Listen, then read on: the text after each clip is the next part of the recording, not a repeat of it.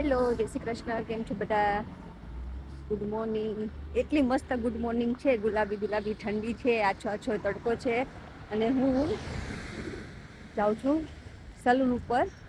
મસ્ત વોક કરવાની મજા આવી જાય ને એવું વેધર છે.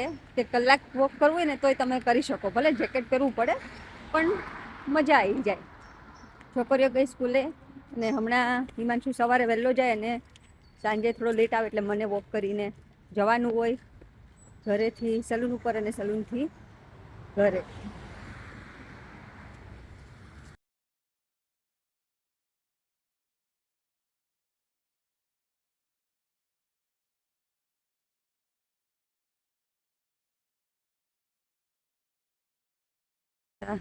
બધી સ્કૂલ આગળ છે ને આવી રીતે એક લોલીપોપ મેન કે એને ઊભો રાખ્યો હોય, એટલે કિડ્સ એકલા હોય ને રોડ ક્રોસ કરતા હોય તો આવી રીતે વચ્ચે એ લોકો ઊભા રહી જાય એટલે સેફલી રોડ ક્રોસ કરી શકે.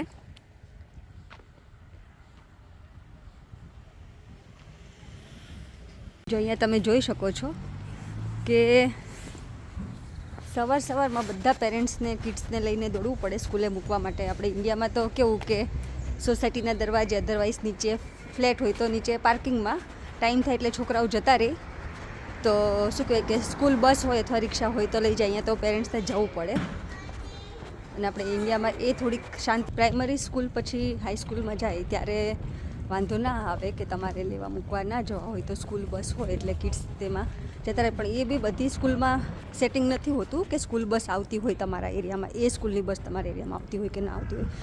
તો એ પણ જોવાનું. અને ક્યારેક જો તમે થોડાક આઉટસાઇડ ઓફ લંડન રહેતા હોય તો ટ્રાન્સપોર્ટેશન પણ એટલું બધું ઇઝી ના હોય. લંડનમાં ફૂલ ટ્રાન્સપોર્ટેશન ઇઝી છે. બહારથી વોક કરીને સલૂનની અંદર પહોંચે ને એટલે એવું લાગે કે ઓલા સોના બાથની અંદર આવી ગયા હોય ને જેવું ફીલ થાય, કારણ કે ગરમ હોય ને સલૂન. અત્યારે હવે છે ને હું મિનીને લઈને નીકળી છું વોક કરવા. પછી ત્યાંથી અડધેથી છોકરીઓ મને મળી જશે ભારતીબેનના ઘર આગળ, એટલે ત્યાંથી હું ને ભારતીબેન જવાના છીએ કોસ્કોમાં. અને છોકરીઓ ગર્લ્સ બંને મિનીને ઘરે લઈને પાછા આવી જશે, કારણ કે કોસ્કો છે ને થોડુંક હોલસેલના ભાવે બધું મળે. એટલે મારે થોડીક અમુક વસ્તુ લેવી છે તો હું ને ભારતીબેન જવાના છીએ.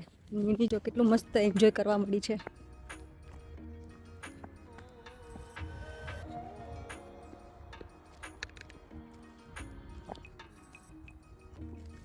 હા તો લેસીસ કરી લેજો. બાય ચામુ, તું બનાવી રાખજો. ઓકે ચામી, જોડે જા. ચાલો જાઓ દીદી જોડે. આમ જો હરખું લોક કરી દેજો. જો આ પાછો સંગુ ને મંગુ જોડે થઈ ગયા છો. જઈએ છીએ શોપિંગમાં.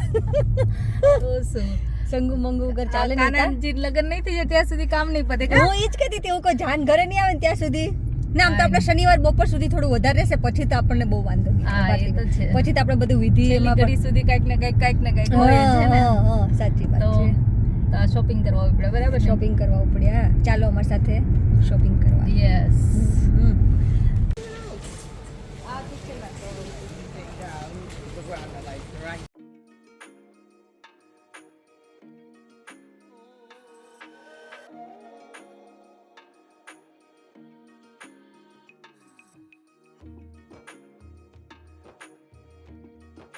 જો આ બટર લાવી દીધું છે તો ચાલો પાછું હવે ઘી ગરમ કરવા મૂકી દઉં.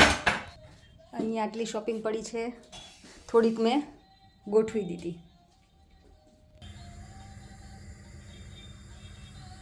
જો બધી ડેકોરેશનની વસ્તુ આવી ગઈ છે. આપણે ઇન્ડિયામાં શું કહે આને, સમિયાણું કેવું કંઈક કહીએ ને. સમિયાણું તો નથી, પણ આ બધા આ સાડીના પટ્ટા ને એવું બધું ડેકોરેશન કરવા. અમારે એક ફ્રેન્ડ છે ને એવી રીતે ડેકોરેશનનું કામ કરે, તો એ મને બધું અત્યારે આપી ગયા છે કે આવી રીતે જો સામે થોડોક આઈડિયા આપી ગયા છે કે આવી રીતે દિવાલમાં આમ થોડું બધું લગાવવાનું એવી રીતે એમ.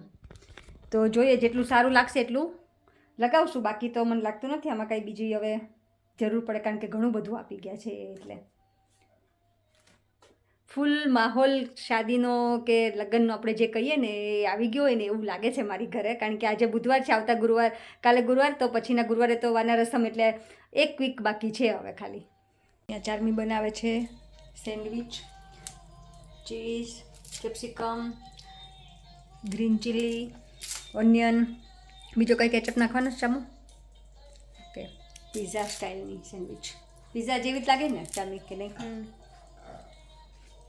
લગ્ન માટે મેં ઘી રેડી કરી દીધું છે. નોર્મલી છે ને હું આટલું બધું એકસાથે ના બનાવું, થોડુંક જ બનાવું. આની કરતાં અડધી ક્વોન્ટિટી બનાવું એટલે શું કહેવાય કે ફ્રેશ રહે. તો લગ્ન છે એટલે આપણે પૂજામાં જોતું હોય, પછી ચાકડો વધારવા જઈએ ત્યારે દીવડામાં જોઈએ, ઘરે લાપસી બનાવવાની હોય, એટલે ચલો કીધું થોડું જાજુ જ બનાવી દઈએ તો પછી આપણે દોડવું નહીં. એટલે ઓલા જેવું કે આમ બેઠા હોય ને તો વિચાર આવે કે હવે શું રહી ગયું બાકી તૈયાર કરવાનું, એમ જેવું એમ. ભગવાનના લગ્ન છે, મને ખબર જ છે કે આપણે વિશ્વાસ જ હોય કે ભગવાન પૂરું પાડી જ દેવાના બધું કામ મસ્ત. પણ તોય આપણે એક હ્યુમન નેચર હોય ને કે થોડી તો એવું થાય જ કે બધું કંઈ ભૂલી ન જોઈએ, એમ બધું શાંતિથી પતી જશે ને બધું બરાબર છે ને કંઈ ભૂલ ના થાય ને એવું તો થાય જ. તમે ગમે એટલું એવું વિચારો કે ભગવાન પૂરું પાડી દેવાના છે તો પણ. જો હવે છે ને 11 પણ જતી રહી એટલે કે તુલસી વિવાહની 11 દેવઉઠની 11 હતી એ.